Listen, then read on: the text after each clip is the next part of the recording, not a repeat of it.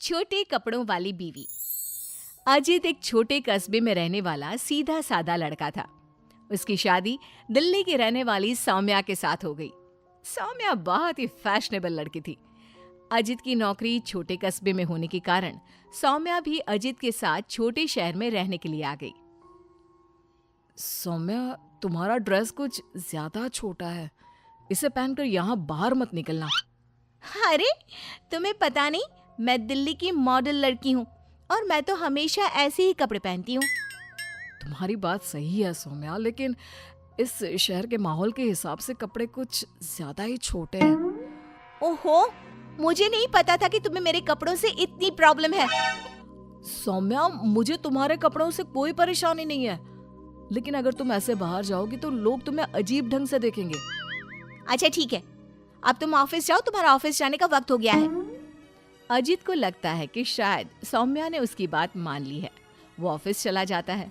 थोड़ी देर बाद सौम्या अपना शॉर्ट ड्रेस पहनकर घर से बाहर सब्जी लेने के लिए जाती है। भैया, आधा किलो टमाटर देना। मैडम जी, कहीं बाहर से आए लगते हो, पहली बार शहर में आई हो का? तुमसे क्या मतलब? और तुम मुझे ऐसे घूर घूर के क्यों देख रहे हो? अरे नहीं नहीं, ऐसी कोई बात नहीं है, बस आपके कपड़ों को देखकर लग नहीं रहा कि आप शहर की रहने वाली हैं। तुम अपने काम से काम रखो, मैं चाहे कुछ भी पहनूं, तुम्हें उससे क्या? सौम्या सब्जी लेकर अपने घर चली जाती है। शाम को अजित घर वापस आता है। सौम्या, कल मम्मी पापा आ रहे हैं। देखो, तुम ना उनके सामने साड़ी पहन कर रहना, वरना मम्मी बुरा मान जाएंगी।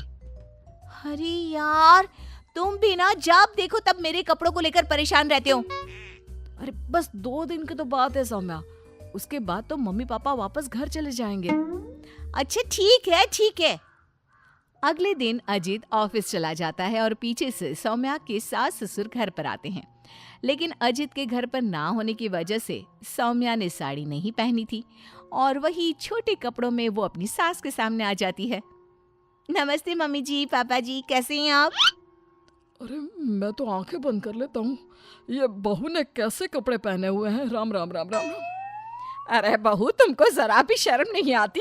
अपने सास ससुर के सामने इतना छोटा ड्रेस पहनकर घूम रही हो। क्या अजित ने तुमको बताया नहीं कि हम लोग तुमसे मिलने आ रहे हैं? बताया तो था, लेकिन वो क्या है ना मम्मी जी, पापा जी, मुझे तो ऐसे ही कपड़े पहनने की आदत है। जरा मेरे साथ चल, मैं तुझे सिखाती हूँ कैसे कपड़े पहनते हैं।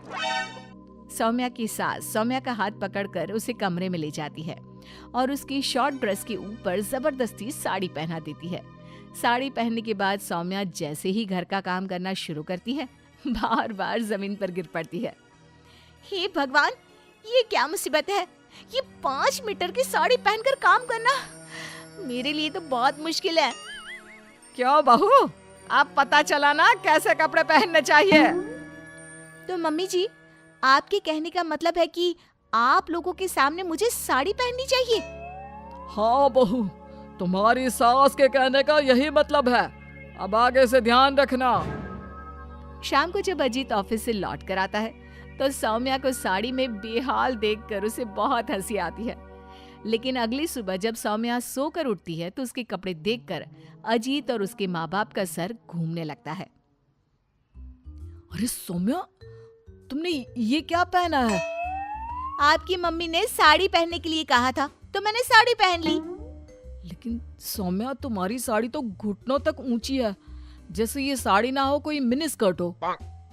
वो क्या है ना बेबी, तुम्हारी मम्मी ने मुझे सिर्फ साड़ी पहनने के लिए कहा था, उसकी लंबाई नहीं बताई थी। हे भगवान, ये कैसी बहू पल्ले पड़ी है? अरे ये क्या अजूबा बनकर घूम रही है? लगता है मुझे फिर से आंखें बंद करके ही रहना पड़ेगा। अरे पापा जी, आप एक बार आंखें बंद कर ही लीजिए, बार बार डायलॉग मारते रहते हैं। ये तुमने क्या हुलिया बना लिया है सौम्या? अजीत के मम्मी और पापा अपनी बहू की हरकतों से परेशान होकर वापस चले जाते हैं। अजीत सौम्या को समझाने की कोशिश करता है, लेकिन वो उसकी कोई बात नहीं सुनती। एक दिन सौम्या कुछ ज्यादा ही फैशनेबल कपड़े पहनकर घर से बाहर निकलती है। उस छोटे से कस्बे के लोगों ने उस तरह के कपड़े कभी देखे ही नहीं थे। अरे बहन, क्या बात है, तुम्हारे पास पहनने को कपड़े नहीं का? लगता है बहुत गरीब हो।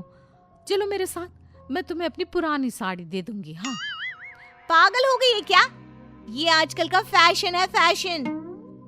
सौम्या जैसे ही थोड़ा आगे बढ़ती है, अरे देखो बेचारी कितनी गरीब है, इसके कपड़े भी फटे हुए हैं।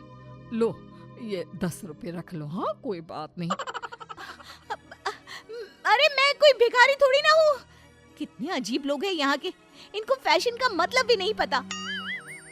थोड़ा आगे जाने के बाद कुछ बच्चे सौम्या को देखकर जोर जोर से हंसने लगते हैं। अब तुम लोगों को क्या प्रॉब्लम है? क्यों हंस रहे हो ऐसे? आंटी, आंटी आप बहुरूपिया है ना? हाँ? बहुरूपिया क्या होता है? आंटी वही जो अजीब अजीब कपड़े पहनकर गली गली में घूमता है और लोगों से पैसे मांगता है। तुम्हारा दिमाग खराब हो गया है? मैं कोई बहुरूपिया नहीं हूँ। लेकिन आपकी हालत देखकर तो ऐसा ही लग रहा है। तभी वहां पर एक औरत आती है। अरे बच्चों, ये तो कोई पागल औरत लगती है। देखो इसके कपड़े भी फटे हुए हैं। हे भगवान, मैं सच में पागल हो जाऊंगी।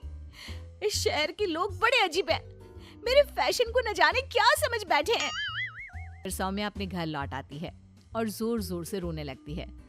सौम्या को इस तरह रोता देखकर अजित को कुछ समझ नहीं आता। अरे क्या हुआ सौम्या, तुम इतना क्यों रो रही हो? किसी ने कुछ कहा क्या? इस शहर के लोग पूरे पागल हैं। मेरे फैशन वाले कपड़ों को देखकर न जाने कैसी कैसी बातें करते हैं।